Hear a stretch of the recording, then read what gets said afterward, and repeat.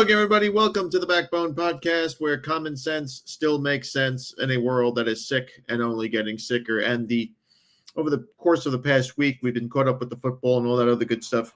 But this is another story that I wanted to get into. The Jerusalem Post, a very prominent newspaper in, Jerusalem, Israel. What was the date they did this?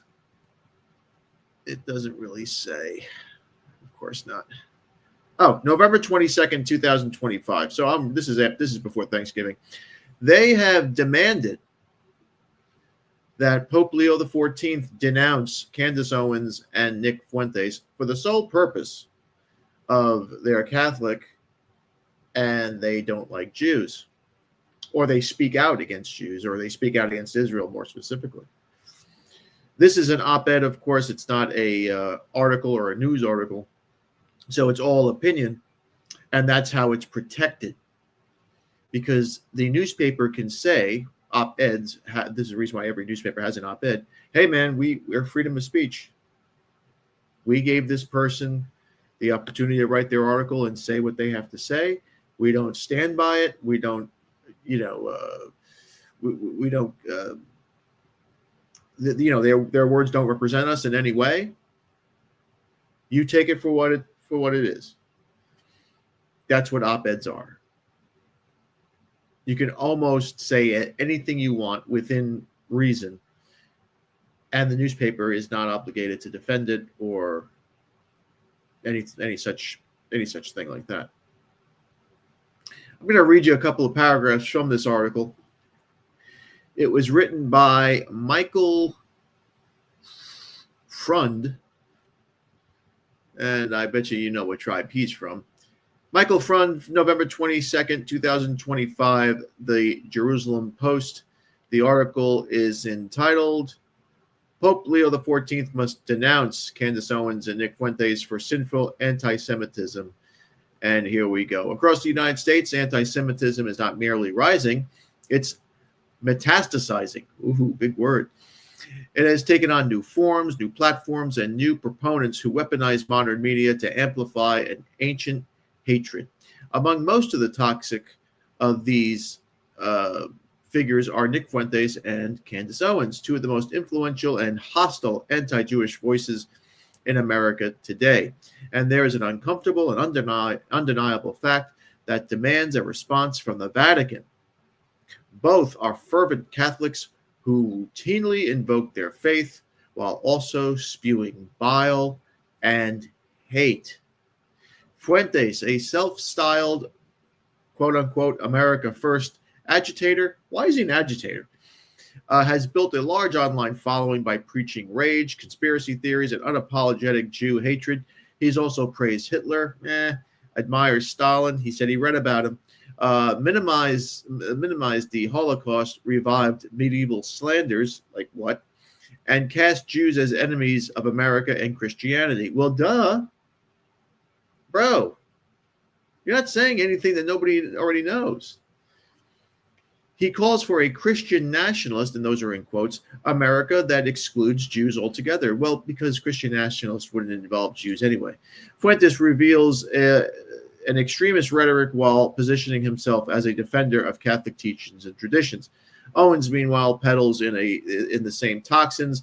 Over the years, she has repeatedly used social media platforms to spread virulent anti-Semitic tropes about Jews, Jewish influence, and power. According to Anti-Defamation League, she has claimed that Judaism is a quote-unquote pedophile-centric religion that believes in demons and child sacrifice. If you look at history, if you look at this is me talking, not the article. You know what? Yeah, it was a very weird cult. It was considered a cult in a lot of these countries. That's why they were kicked out of all of these countries. I don't know, what's the number? 106, 109, whatever the fuck it is. They all can't be wrong. But I digress. She has minimized the Holocaust and blamed Israel for the assassination of President John F. Kennedy. Like Fuentes, she proudly identifies herself as Catholic since her conversion last year. This matters because when two of the most visible anti-Jewish voices in American life both assert and regularly affirm their Catholic identity, it risks confusing millions of people. All right, I don't know what that means, but a lot in what this guy said in the article, I mean, a lot of people feel this way.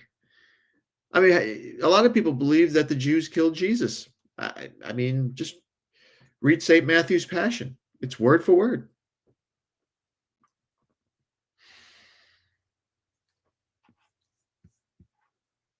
And to say that Nick Fuentes is minimizing this and denying that, and he has hatred and rhetoric, I could show you videos, hours and hours of videos where rabbis are sitting in synagogues in front of young Jewish men talking about how Jesus is in hell boiling in shit, how the Virgin Mary was a whore. I can show you videos of Jewish men, mostly Hasidim, spitting on the floor when they see Christians or Catholics in Jerusalem.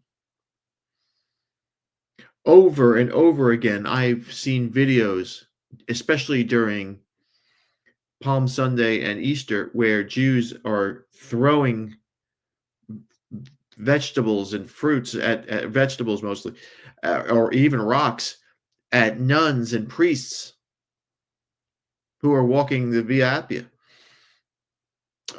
No, not the Via Appia. What the hell is the name of that road that Jesus walked to Calvary?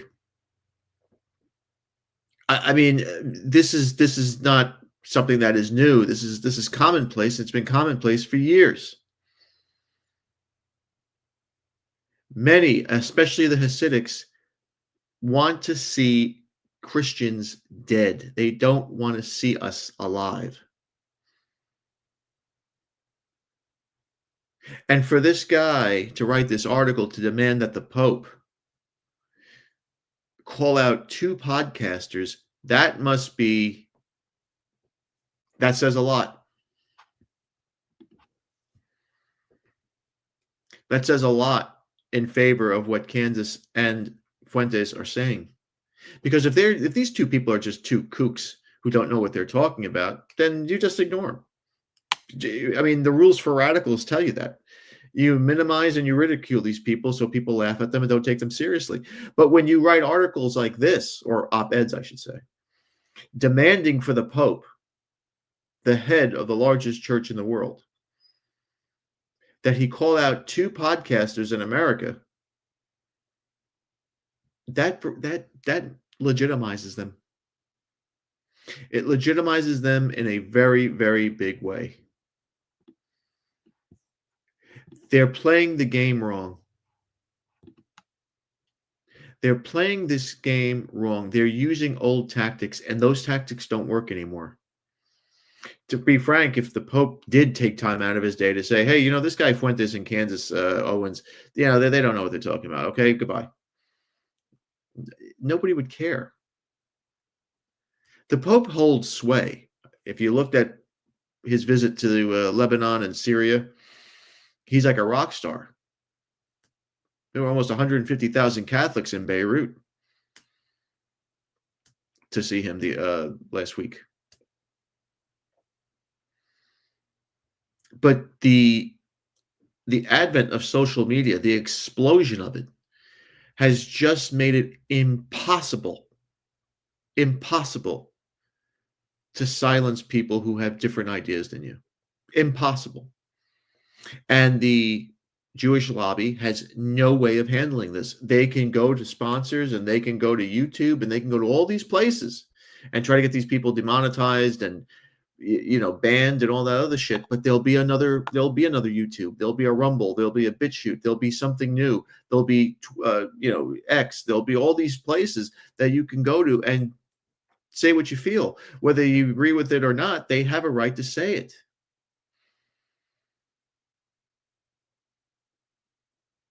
And these people here are now running for their lives and in desperation mode to silence these two people. And my question is, why? If they're so crazy, if they're so ignorant, if they're so lost in the wilderness, just ignore them. Nobody's going to pay attention to them. And sooner or later, the people who do pay attention to them will figure it out for themselves. But no, this is too scary, because there must be some legitimate beefs and gripes here. There must be something under this speech, under this vitriol, that is scaring the shit out of these people. Now, I have an interview here from Piers Morgan. This was also last week with a panel, but the guy that I really wanted to concentrate on was this guy Shmuley. This is the guy. He's like a rabbi or something. He sells vibrators with his daughter over the internet. He's a vile, hideous, loathsome individual. He looks like the comic book drawings that the Jews used to do, that Nazis used to do for Jewish propaganda. He looks just fucking like that. And he's a vile person. And I want you to pay attention to the way he attacks Fuentes, Nick Fuentes, because this is specifically about Nick, how he attacks Fuentes personally, not an ideology. And there's one word that he never calls him. There's the test, kids. Here they are. Nick Fuentes has a growing number of followers, a growing amount of influence. The more people have tried to cancel him, the more his views have become more widely disseminated and the more popular he seems to have got. What do you feel about this? And what do you think should be done about it? Nick Fuentes is not MAGA. He's MAG-GIT. He trades in being a subhuman, mentally and conspiracy-minded, Neanderthal knuckle-dragger. He is utterly ignorant. He knows no history. And his MAGA is Make America German. Amen. He is just using a Hitlerian playbook. He says that Hitler is his hero. There's a lot of similarities, of course. You become famous by targeting Jews. He's not anti-Israel. He's an anti-Semite. He's a Holocaust denier. Hitler traded an anti-Semitism beginning in 1921-22 because it was the way to become the most famous. History has shown if you hate the Jews, Jews are news. So when you ask how did he become so famous, it is specifically his anti-Semitism. The question is he transactionally anti-Semitic or is he ideologically anti-Semitic? I think it's both. But the way he speaks about blacks, that blacks should all be returned to slavery, and that if you go to a black neighborhood, you're going to be stabbed in the neck, that they're all murderers. We've seen this, of course, with Hitler, who wouldn't even shake Jesse Owens' hands when Jesse Owens dominated the 1936 Olympics, winning 4 gold medals. But Fuentes is playing with fire because in the same way the Nazi movement cultivated hatred they could no longer contain, you have Tucker Carlson saying openly that Nick Fuentes is gay, which I couldn't care less. I have a gay brother.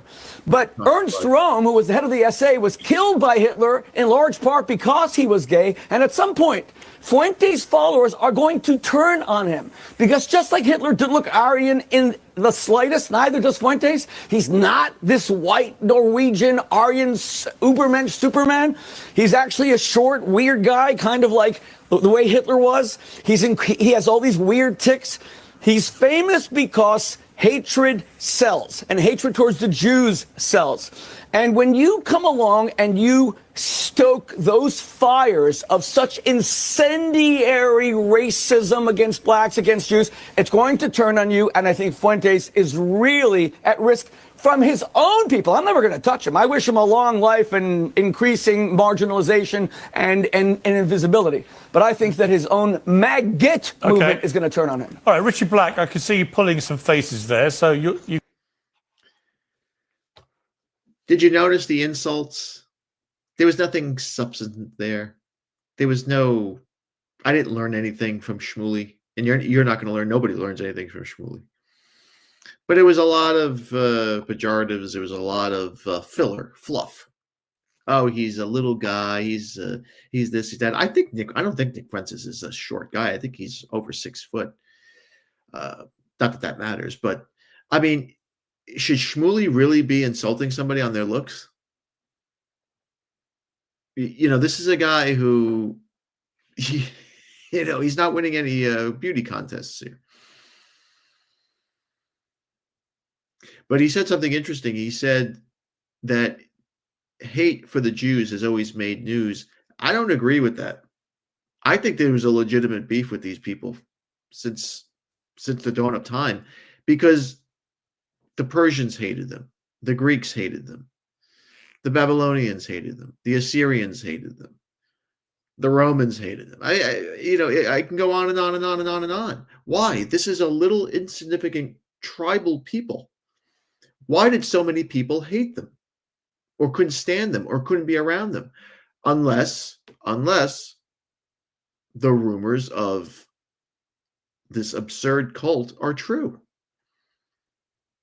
Maybe the Romans saw something that these people were doing that they didn't agree with, and they wanted to keep it away from their society. Maybe the Persians saw the same thing. Maybe the Babylonians saw the same thing.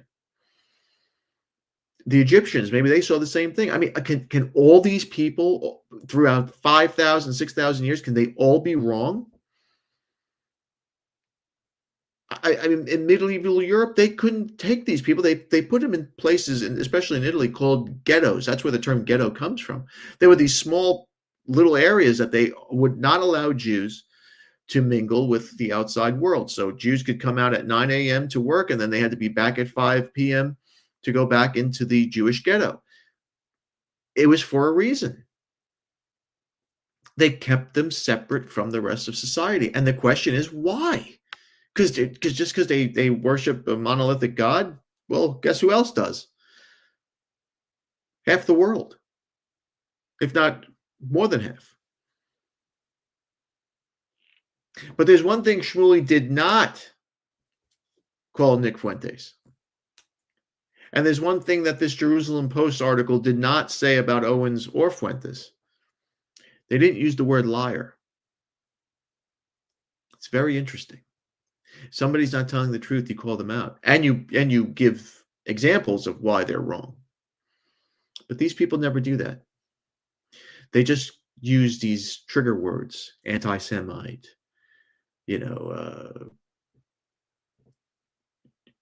trigger rhetoric, and all this other bullshit. And those days are over. People are over it.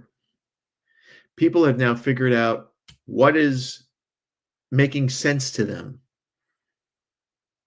And their eyes are beginning to open, and it's scaring the shit out of evangelical Christian Zionists and people who support the tribe with little hats. It's going to be interesting to see what Pope Leo does. I don't think he'll do anything. I don't think he cares, frankly. They have other fish to fry. They have to try to convince these Europeans to make more babies. That's what their whole thing is about now, and that's what it's got to be. That's where they have to focus. They have to focus in on getting Europeans back on track with the birth rate. Let's hope he can do that. All right, there's my 2 cents. Thanks again for watching. Please like, subscribe, comment, and share. Remember, my friend, Satan is always busy. You just saw one of his handlers there, one of his puppets there. Be a man, have a backbone, because masculinity and common sense are worth standing up for. And remember, if it ends in an ism like anti-Semitism, it's a mental disorder. We'll see you later.